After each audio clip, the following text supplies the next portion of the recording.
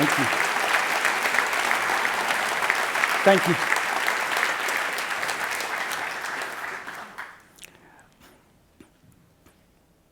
That was a piece written by Sergei Rachmaninoff.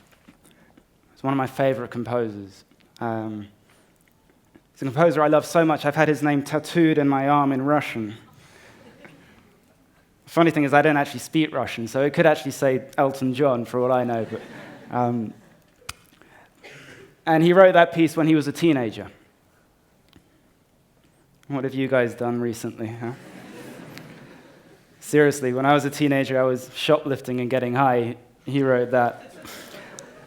I thought it was appropriate to play something by Rachmaninoff because he was once referred to as a 6-foot scowl. That's quite an impressive description, I think. But classical music is a very scowly profession. You know, normally the pianist walk on wearing a ridiculous outfit, white tie and tails, and he'll scowl at the audience, and he'll sit, and he'll play, and he'll scowl a bit more.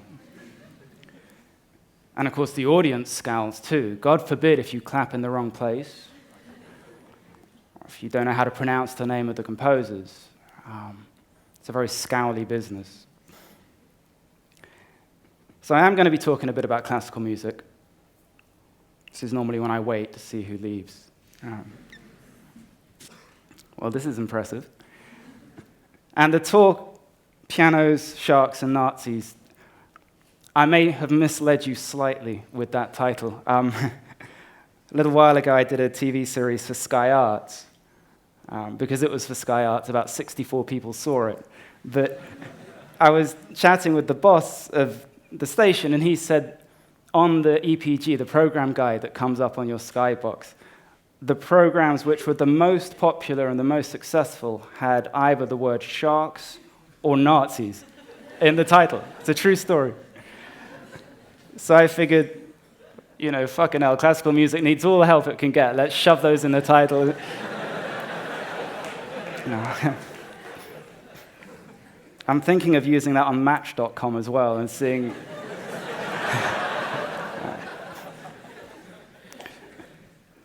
Talks like this, I think, need to ask more questions than they try and answer. I always like to think that it's a bit like a bucket full of sand and water, and every so often we need to stir up the sand a little bit and get people talking. The overall theme for this series of talks, when I was asked to speak here, was things unseen.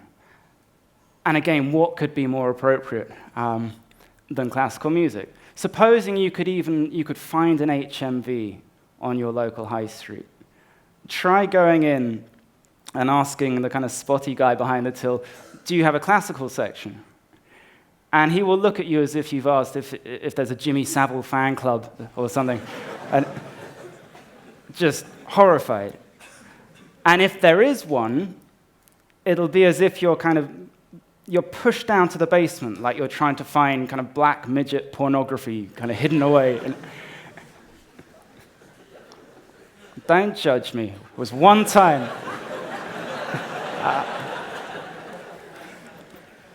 And there may be 2 or 3 CDs for 15 quid each, classic FM, best TV adverts ever, which breaks my heart. The problem with classical music, I thought a lot about this, is that it has to stop apologizing for what it is.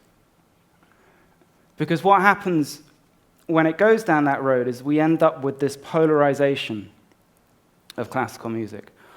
On the one hand, we have the sharks, which the best example of this is the classic Brit Awards, the most fetid, stinking heap of shit I've ever seen in my life. Genuinely, I would rather rim a tramp than go and watch that.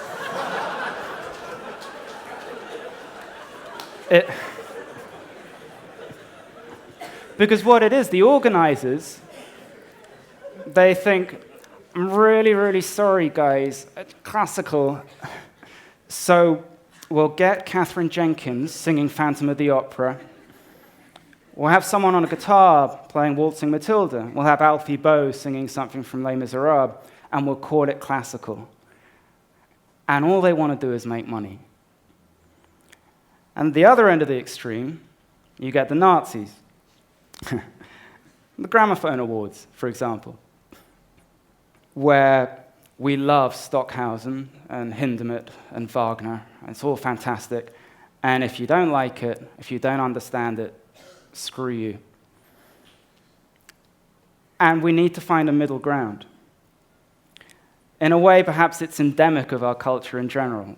Sad to say, but things have got faster, stupider, more immediate. Even Radio 3, even the BBC. I say that as if the BBC is amazing, in light of recent events. Radio 3 called me up about 3 weeks ago and said, would you call in the morning, something called Your Call, and what you do is you talk about your favorite piece of music, and then we discuss it, and then we play the piece. What a great idea. So I said, okay, I've got this perfect piece. It's an overture by Wagner, but instead of for orchestra, it's a transcription for piano by Glenn Gould.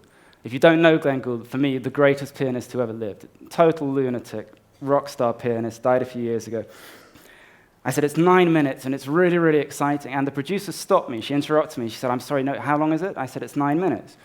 And she said, no, we can't. It has to be between 3 and 4 minutes long. This is going out at 7:30 in the morning, okay? And I said, this isn't Classic FM, is it? This is Radio 3. And they said, yep, but it's too long. We can't have a 9-minute thing. And of course, music is the one thing that doesn't need to become faster or stupider or be dumbed down. We need to lose the pomp and the bullshit and the pretentiousness around it, for sure. And what we need to do is just focus on the music. You know, my concerts, I started playing, I met my adorable, chubby Canadian manager by chance in a cafe about 4 years ago. And I started giving concerts. And I wear jeans and trainers, not to make a point, just because it's what I'm comfortable in. I can't think of a single other genre of music where they say, hey, we'd love you to give a concert, but you have to wear a white tie and tails. Why? Who made up these rules? I don't have program notes, mainly because I don't particularly want an audience who want to read about sonata form in Beethoven's Vienna while I'm playing the fucking thing. I introduce the pieces and talk about the composers and what they mean to me and why I'm playing them. And people love it, some, and some people hate it. Either way, my CDs are on sale for £12.50.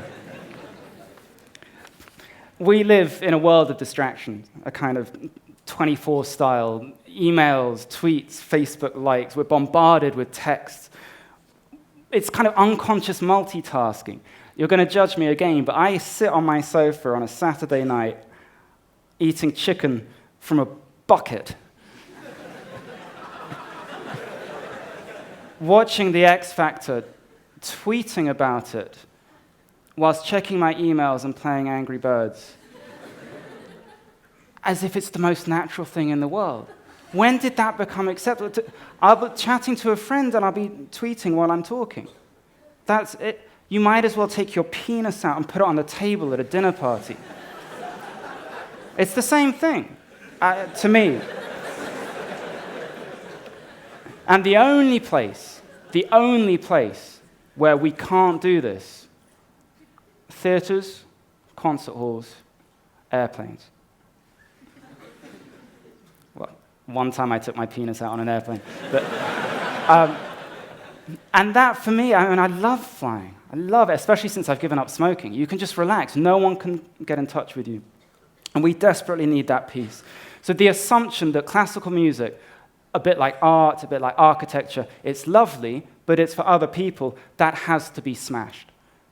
You know, how often do we wander around Le Marais in Paris or Regent's Park and we see these beautiful buildings and we think, they're amazing, but they belong to other people, the people who live in them. Incidentally, Goethe, one of my favorite quotes, he said, architecture is frozen music. Isn't that amazing? And this is not about taste. You know, sometimes only pop music will do, sometimes only classical music will do. Any kind of snobbery, whether it's pop or classical snobbery, is just abhorrent as far as I'm concerned. I have a very, very clever friend of mine who was asked to give a talk at Durham University, and he said, I don't have much to say to you guys, you're all 18, 19, but the one thing I would say is whatever you're absolutely convinced of, whatever you love, whatever you're not even questioning, reverse it, just for a short period of time. If you only eat in Michelin-starred restaurants, go eat shit for a week.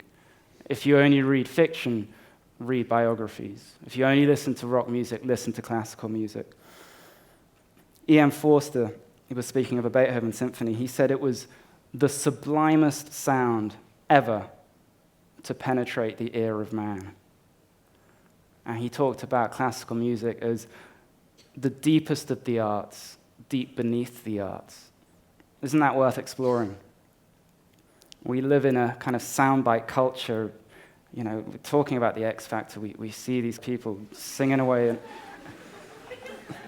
And when they introduce them, they have a kind of 40-second VT of their cat dying of leukemia, and they are raised by, it's terrible. So what about the real deal? What about Beethoven, almost beaten to death twice by his alcoholic father before he was even a teenager? What about Schubert, 12th of 14 children, of whom only 5 survived, died of syphilis aged 31, 5 foot tall, so ugly his nickname was Mushroom Face. In the last 12 years of his life, he earned the equivalent in today's money of $1,000 a year. He lived in squats.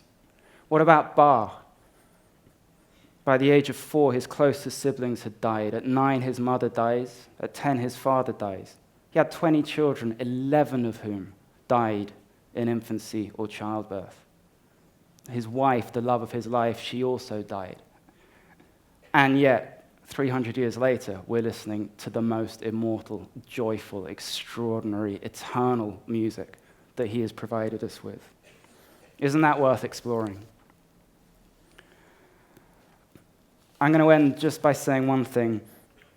If you have ever listened to classical music and given up, or you hear it occasionally in a movie or on an advert and you like it, or you just never heard it before, take a chance and just try and have a little listen. If you only buy one CD other than mine, buy Glenn Gould playing the Goldberg Variations. Lots of G's in there, it's easy to remember. And allow yourself to explore that, to be taken on a journey, to see what all the fuss is about. And I'm going to end just with one last piece. A lot of people say, I did a thing with Stephen Fry at the Barbican, and we were talking about new names for classical music, because we both hate the word classical. And we tweeted it, and there's the obligatory shit music and up its own ass music, but serious music was the one that kept coming back. And I think it doesn't have to be that serious. And I often wonder if Beethoven was alive and if he was hanging out with Jack Whitehall, say, or Russell Howard, and getting high and drinking, and there was a piano there, and they said, go on, Ludwig, give us a tune. It may sound something like this.